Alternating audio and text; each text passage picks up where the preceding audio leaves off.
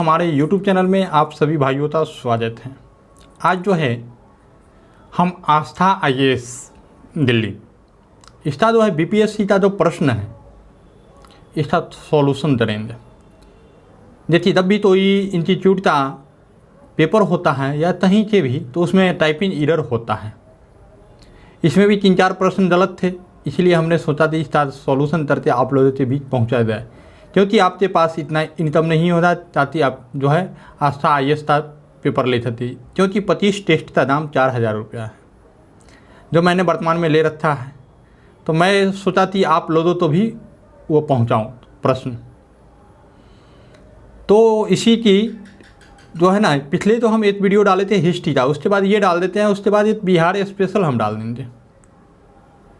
हम बता दें कि ये प्रश्न जो है बिहार के किसी भी एग्जामिनेशन के लिए बेस्ट ऑफ द बेस्ट हैं,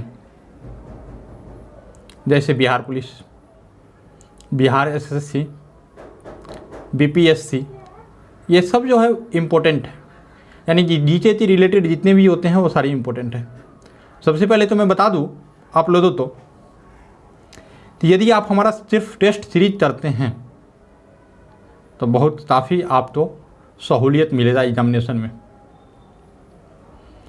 तो हम लेट नहीं करेंगे, न कोई शायरी न कोई गाना, क्योंकि आजकल यूट्यूब पर जो है शायरी की बहुत प्रचलन हो रही है।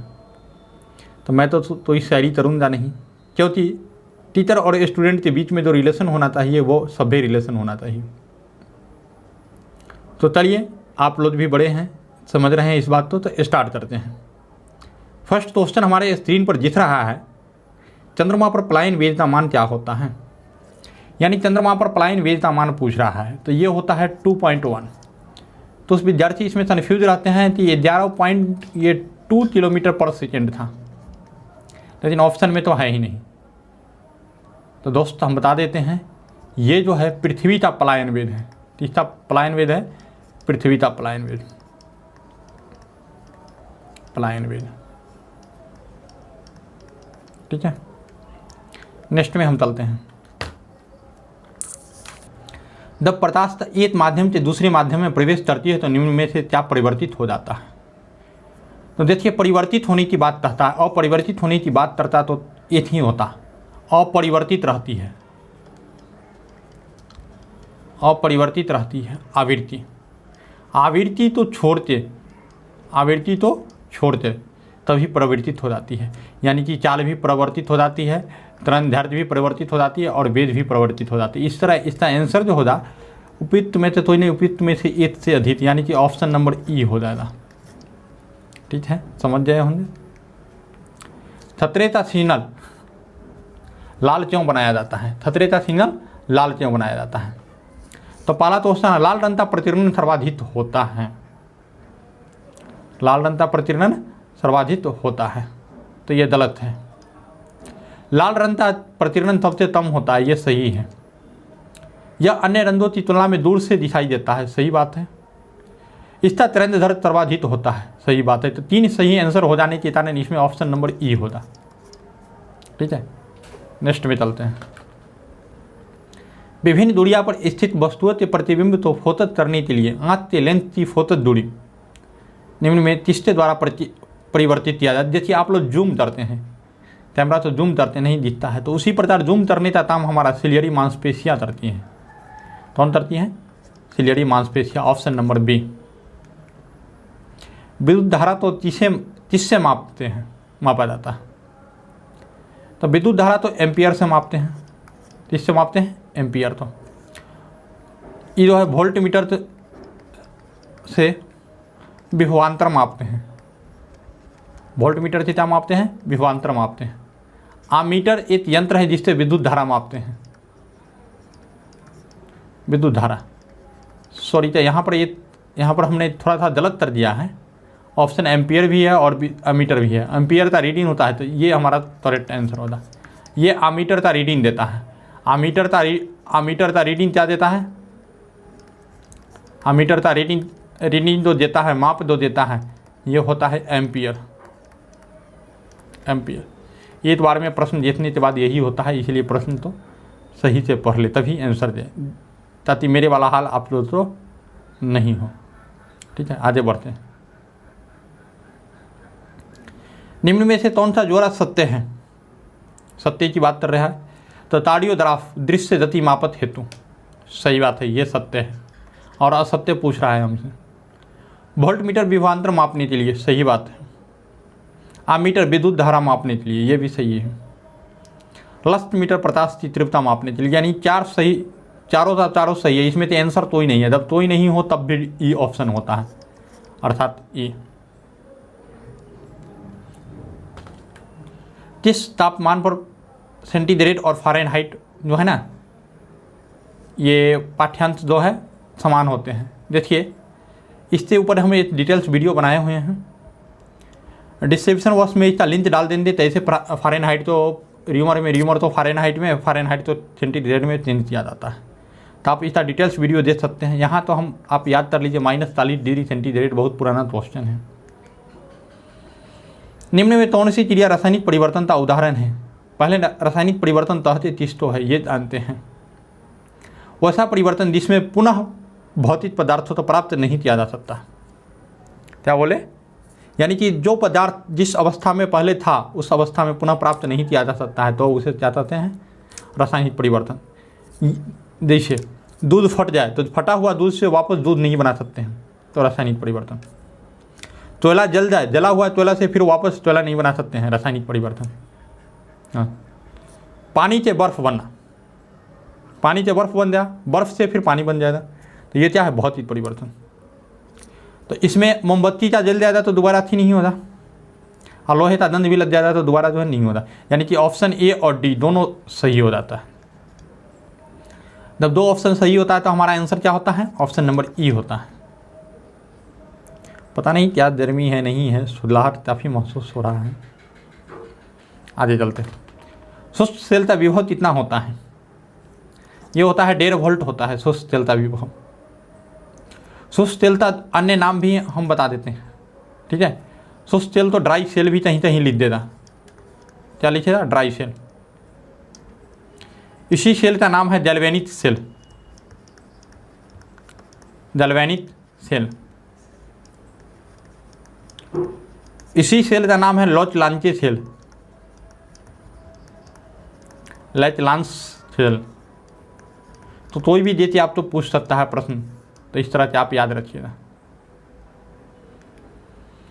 नेक्स्ट में चलते हैं। तीसरे और चौथे समूह के ऑक्साइड का सामान्य धर्म क्या होता है?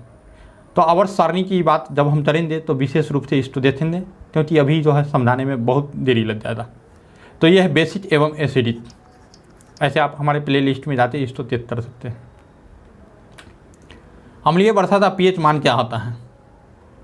देखिए हमारा तो आंसर दिया गया है, सर की तरफ से आंसर जो दिया गया है ये 5.6 से अधिक, लेकिन ये गलत आंसर है। एक्चुअल आंसर है 5.6 से कम होना चाहिए, ऑप्शन नंबर सी, ठीक है।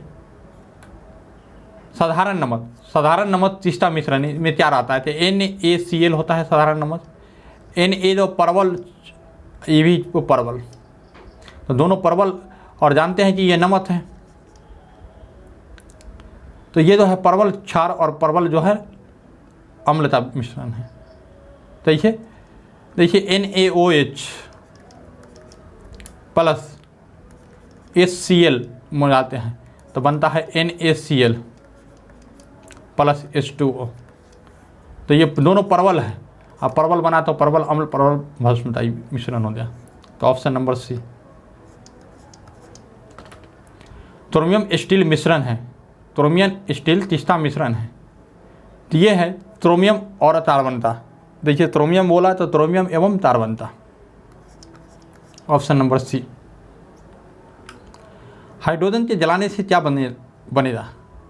देखिए H2 तो ऑक्सीजन में जला दे O2 में तो H2O बन जाता है, ठीक है। यहाँ पर 2 से मल्टीप्लाई करेंगे, यहाँ पर 2H2O, तो ये जो है क्या बन जाता है? जल बन जाता है, तो option number B. Sodium benzoate का आणविक सूत्र क्या होता है? तो इसका जो आणविक सूत्र होता है NaC7H5O। क्या बोले? NaC7H5O2 ये होता है। जबकि शर्त PDF में हमारा आंसर तो दिए हुए हैं, ये यूरिया का दे दिया है, आंसर दे दिया है यूरिया वाला, ये यूरिया था होता है, तो आंसर वो नहीं, आंसर वो होता है। ठीक है, इसलिए आप तो हम डिस्कशन करवा दिए। इनमें से किसे प्राकृतिक चिरनी कहा जाता है? तो ये आर्द्रभूमि तो कहा जाता है, जिसको कहा जाता है आर्द्रभूमि। तो प्रकाश विद्युत प्रभाव के आविष्कारक कौन थे? ये हर्टज थे।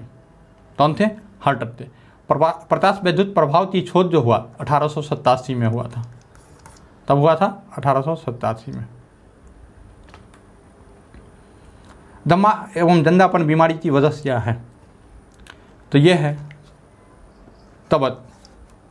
थोड़ा पानी पी लेते हैं।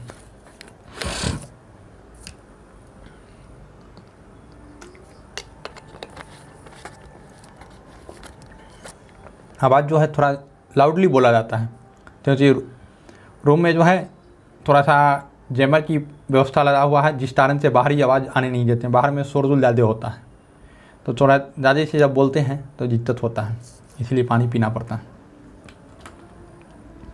औषधि विज्ञान के पिता के नाम से किसे जाना जाता है? तो ये जाना जाता है हिप्पोक्रेटस। 2 चिकित्सा शास्त्र पढ़ते हैं, उनके स्टूडेंट तो हिप्पोक्रेटस का ही शपथ दिलाया जाता है। मम्पस क्या है? मम्पस क्या है? तो मम्पस एक प्रकार की क्या है? बीमारी है। मम्पस एक प्रकार की बीमारी, इसी तो हिंदी में कहते हैं जलसुआ। क्या बोलते हैं? जलसुआ। लार में मुख्यतः कितनी प्रकार की पाचन एंजाइम पाए जाते हैं? देखिए 2 प्रकार के पाचन एंजाइम पाए जाते हैं। सबसे पहले पाचन एंजाइम तो हम देखते हैं, तो यह है टाइलिन, यह है टाइलिन। दूसरा है लाइसोसोम, लाइसोसोम। ये 2 एंजाइम पाए जाते हैं। एंजाइम पूछेगा तो 2। आप कितनी जोड़ी लार ग्रंथि, यदि लार ग्रंथि के बारे में पूछेगा, दोनों पूछा हुआ प्रश्न है, तो 3 जोड़ी लार ग्रंथि, 2 एंजाइम और 3 जोड़ी लार ग्रंथि। निम्न में किसे त्वचा ईंधन भी कहा जाता है? ये कहा जाता है ग्लूकोज। तो ऑप्शन नंबर सी। पेसमेकर तो अन्य नाम, पेसमेकर तो अन्य किस नाम से जाना जाता है? तो इसको बोलते हैं SA नोड। क्या बोलते हैं? SA node. SA नोड का पूरा नाम क्या होता है? SA node. तो हम पूरा नाम इसका देखते हैं, sinoatrial, sinoatrial node, sinoatrial node. ये दाहिनी तस्त में होता है। कहाँ होता है? दाहिना तस्त में। देखिए तो उस जानवर की आवाज़ आ रही है, तो हम पहले ही बता दिए हैं, बाहर शोरगुल जाते हैं। मानव पोषक के लिए टमाटर बहुल स्रोत है, यानी टमाटर में कौन सा अम्ल सबसे अधिक मात्रा में पाया जाता है? तो यह है सिट्रिक अम्लता। किसका पाया जाता है? सिट्रिक। यदि अल्प मात्रा में पूछेगा तो अल्प मात्रा में जो औद्योगिक अम्ल होगा, अल्प मात्रा में औद्योगिक अम्ल क्या होगा? औद्योगिक अम्ल। निम्न में कौन सा कथन सुमेलित नहीं है? ये क्वेश्चन जो है अधूरा है, इसलिए इसको काट के आगे हम बढ़ते हैं। महिलाओं में पुरुषों जैसे लक्षण दिखना क्या कहलाता है? तो ये कहलाता है विरेलिज्म। क्या कहलाता है? विरेलिज्म। Option number B. क्या कहलाता है? विरेलिज्म। Option number B. आइए, निम्न में कौन सा कथन असत्य है? क्या पूछ रहा है? असत्य कथन तो पूछ रहा है। जंतु त्वचा में लवत नहीं होते हैं, बिल्कुल सही बात है। तर्त ओत वृक्ष की छाल से प्राप्त होता है, तो ये भी सही है। एतेसिया पौधे की लतरी से तत्था प्राप्त होता है, ये भी सही है। पादप त्वचा में सिलिया नहीं होता है, ये भी सही है। तो इस तरह से हमारा जो है आंसर हो जाता है इनमें से कोई नहीं, तो यही उपयुक्त में से कोई नहीं, ऑप्शन नंबर ई हो जाता। चलिए नेक्स्ट में चलते हैं। ब्लू फ्लैग क्या है? तो ब्लू फ्लैग एक ट्रेडमार्क है। क्या है ब्लू फ्लैग? एक ट्रेडमार्क है। चलिए, पॉलीमर चेन रिएक्शन का प्रयोग किया जाता है।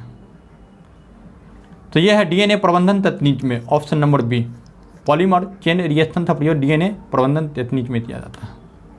मन तो उब तो नहीं रहा है, उब भी रहा होता तो अपनी सफलता के लिए यानी कि आप पास करिएगा तो सोच लीजिए क्या होगा। तो सोचिए कि हम यही पढ़ते पास होने वाले हैं, इसलिए आप मन दाव कीजिए। विश्व का सबसे पहला देश जिसमें बायोमेट्रिक प्राइवेसी कोड लागू किया था, ऑस्ट्रेलिया है। Option number B, option number C था, सॉरी ऑप्शन नंबर सी था ऑस्ट्रेलिया। त्रास्पोड्रोपित ग्रेटा थनबर्ग प्रजाति होते हैं। देखिए ये एक वैज्ञानिक था, ग्रेटा थनबर्ग एक वैज्ञानिक का नाम है।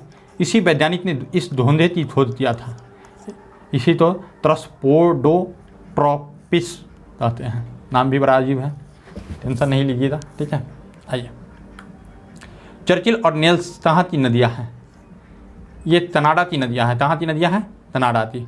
और ये गिरती है हडसन की खाड़ी में। विलय कहाँ होती हैं? हडसन की खाड़ी में, हडसन की खाड़ी में, याद रहेगा। एंडीज पर्वत का विस्तार कितने देशों में है? एंडीज पर्वत का विस्तार 7 देशों में है, ठीक है। अब देखिए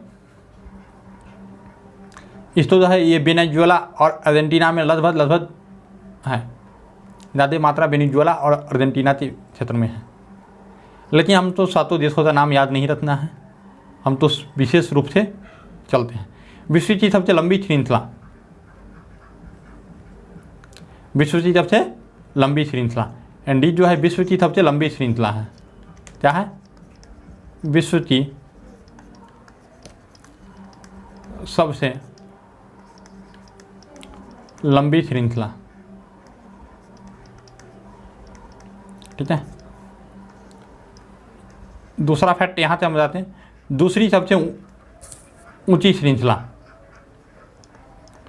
दूसरी सबसे ऊंची श्रृंखला,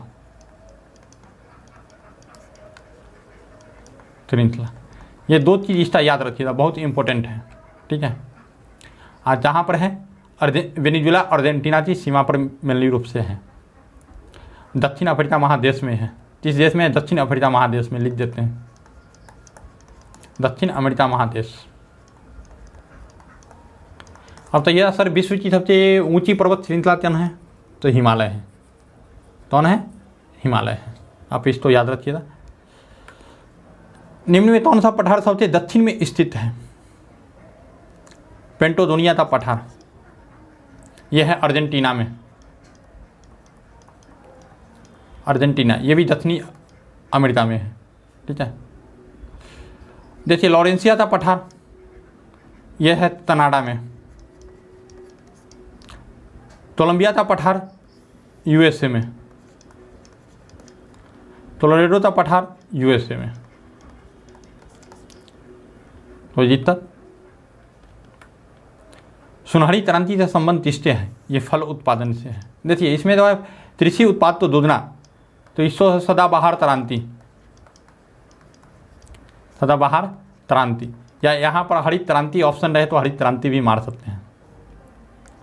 गैर परंपरागत ऊर्जा स्रोत, गैर परंपरागत ऊर्जा स्रोत, इसका है भूरी क्रांति,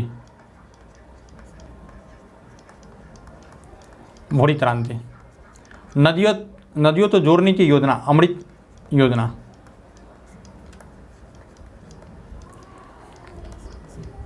चलिए, लौह इस्पात उत्पादन में आदरणीय देश कौन है? लौह उत्पादन में तो तुच्छो जब नहीं मिले ना तो चाइना तो मार दीजिए, ठीक है। अब कोई भी चीज़ नहीं मिले तो चाइना तो मार दीजिए, चाइना आंसर वेस्ट हो जाएगा। निम्न में किन प्रदेशों का सर्वाधिक तटीय सीमा है? अंडमान निकोबार। देखिए अगर अंडमान निकोबार नहीं रहे तो आंसर हो जाएगा हमारा गुजरात। अंडमान निकोबार जो है 1962 किलोमीटर समुद्री सीमा बनाती है, लेकिन गुजरात जो है, हम क्या बोले, अंडमान निकोबार नहीं रहे तो गुजरात मारने के लिए 1215 किलोमीटर। इसके बाद है आंध्र प्रदेश तीसरा नंबर पे, आंध्र प्रदेश ये कितना सीमा बनाती है, 974 किलोमीटर, याद रखिएगा इसमें भी। तो सबसे पहले अंडमान निकोबार, गुजरात, आंध्र प्रदेश। इनमें 30 देश से भारत का सर्वाधिक सीमा स्पर्श करता है, तो इसमें कोई शक नहीं है, ठीक है, नेपाल से। अब तो यह सर बांग्लादेश, तो इस ऑप्शन में से चुनाव करना है। तो चलिए जरा देख लेते हैं, आप देख लीजिए। बांग्लादेश से 4396 किलोमीटर। बांग्लादेश के बाद दूसरा नंबर पे आता है चीन, 3488 किलोमीटर। पाकिस्तान का होता है 3323 किलोमीटर। अब आ जाता है नेपाल का आता है 1751 किलोमीटर। 1751 किलोमीटर। म्यांमार का है, ऊपर में लिख देते हैं ऑप्शन में ही। म्यांमार का आता है 1643 किलोमीटर। भूटान का 966 किलोमीटर, याद रखिएगा, सबसे छोटी सीमा। अफगानिस्तान तो इससे भी छोटा सीमा, ये तो 6 किलोमीटर, लेकिन अभी नहीं सीमा बना रहा है। इस तरह से आप इसका संपूर्ण विश्लेषण देते हैं। ये विश्लेषण आपको कहीं नहीं मिल सकता है, सिर्फ मेरे पास। सुंदरबन तो नेशनल पार्क तब घोषित किया गया, ये किया गया 1984 में। रूपकुंड झील भारत के किस राज्य में है, तो ये है उत्तराखंड में।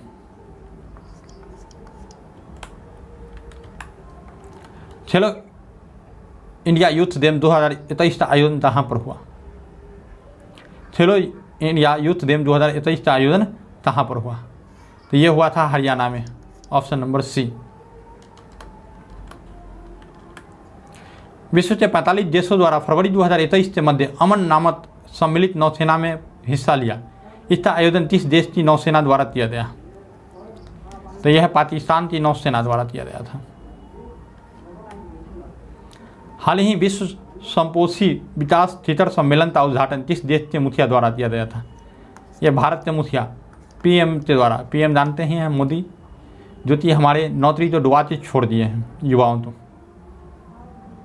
आपका क्या विचार है, ये पर कमेंट में जरूर लिखें। हाल ही में किस देश ने बीबीसी वर्ल्ड न्यूज़ के प्रसारण पर प्रतिबंध ला दिया? ये चीन था। देखिए चीन बहुत ही कट्टर विरोधी है, जो इसके सरकारी नीति में हस्तक्षेप करता है उसको ही हटा देता है। तो बीबीसी हस्तक्षेप कर रहा था, इसका डाटा बाहर भेज रहा था, इसलिए इसको हटा दिया। ASHA इंडिया पहल का संबंध किससे है? तो यह है ऑप्शन नंबर डी हमारा, प्रधानमंत्री आवास के अंतर्गत वहन करने युद्ध आवास योजना। हेनले पासपोर्ट सूचकांक 2023 में भारत रैंक कौन सा है? भारत का रैंक कौन सा है? देखिए ऑप्शन गलत है, सर के द्वारा ये आंसर दिया गया है, लेकिन ये आंसर होगा नहीं। हमारा 83वां स्थान है और फर्स्ट स्थान पर जापान रहा है। तो आंसर क्या होगा? आंसर ई हो जाएगा। क्या हो जाएगा? ई हो जाएगा। वर्तमान में विकसित देशों की जनसंख्या विश्व की जनसंख्या का कितना परसेंट है? तो ये हमारा है 22%। विश्व का सबसे विशाल क्रिकेट स्टेडियम कौन सा है?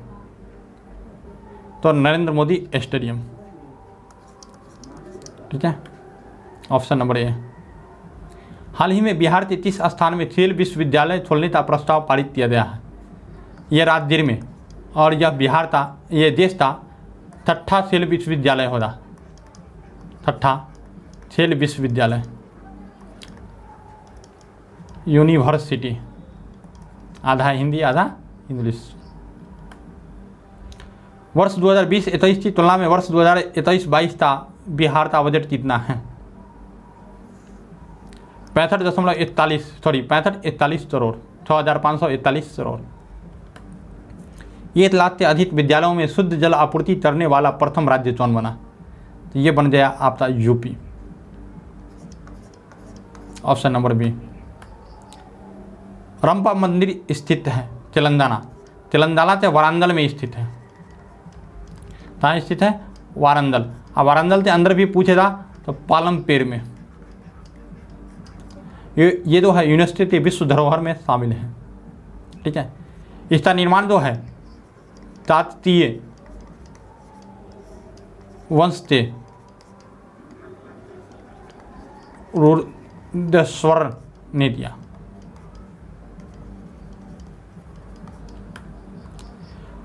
पंद्रहवें आर्थिक सम्मेलन के अनुसार स्थिर मूल्य पर बिहार का विकास दर कितना है?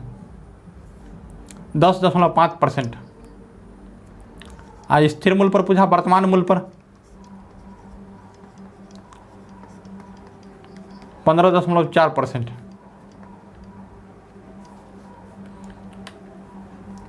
हाल ही में केंद्र सरकार ने तेल कंपनियों में 49% से FDI तो परिवर्तित करके कितना कर दिया गया है? तो यह 100% कर दिया गया है।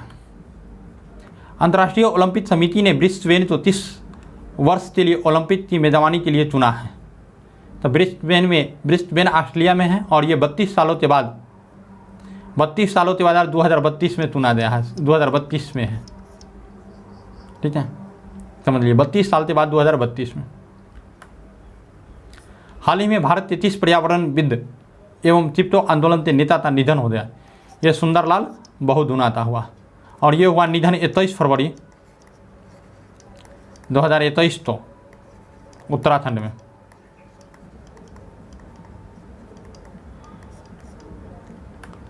हाल ही में तीसरे federation of India international hockey का अध्यक्ष नियुक्त किया गया, नरेंद्र बत्रा। निम्न में तीसरे केंद्रीय अन्वेषण ब्यूरो का महानिदेशक नियुक्त किया गया, सुबोध कुमार जायसवाल। हाल ही में एरियस हेनरी को तहाँ का प्रधानमंत्री नियुक्त किया गया, तो हैती का। बिहारी पुरस्कार 2020 जिन्हें सम्मानित किया गया, तो हमने करंट अफेयर के टॉपिक में बताया भी था, कृष्ण बोहरा, और आज भी बता रहे हैं क्या, कृष्ण बोहरा। लोध उद्यम विभाग तो हाल ही में 30 मंत्रालय के एक विभाग के रूप में अन्वेषित किया है। यह वित्त मंत्रालय के अंदर ही एक विभाग खोला गया है जिसका नाम है लोध उद्यम विभाग। हाल ही में पासपोर्ट रैंकिंग में शीर्ष पर 30 देश ने कब्जा किया। तो हम बताएं हेनली रिपोर्ट के अनुसार भारत का स्थान 83वां है और जापान जो है प्रथम स्थान पर था। तो चलिए ऑप्शन नंबर बी। हाल ही में राष्ट्रीय जनजाति महोत्सव का उद्घाटन किसने किया? तो एम वेंकैया नायडू ने किया और कहाँ किया? दिल्ली में। हाल ही में कौन सा शहर देश में दिन सॉफ्ट टैप सुविधा प्रदान करने वाला पहला शहर बन गया? पुरी। ड्रिंक फ्रॉम टैप सुविधा मतलब ये फुहारा के तौर पर पानी पिलाया जाता है। अब तो पानी बूंद बूंद करके पिलाया जाएगा ताकि पानी बर्बाद न हो। प्रत्येक वर्ष विश्व हेपेटाइटिस दिवस तब मनाया जाता है, तो ये मनाया जाता है 28 जुलाई को। और ये जो है एक वैज्ञानिक थे जिन्होंने हेपेटाइटिस की खोज किया था, बरूच सैम्पुअल। इसकी पुण्यतिथि नहीं, इसको जन्म तिथि बोल सकते हैं। क्या बोलेंगे? जन्म तिथि। ठीक है। चर्चित जलवान वैली कहाँ है? यह है लद्दाख में।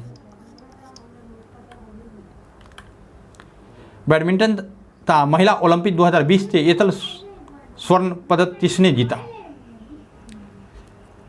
तो स्वर्ण पदक जीता था चेन युफेई, ये चीन की थी, जबकि भारत सरसरी निगाह से देख रहा था पीवी सिंधु में तो आए, लेकिन पीवी सिंधु तो कांस्य पदक से ही संतोष करना पड़ा। ठीक है।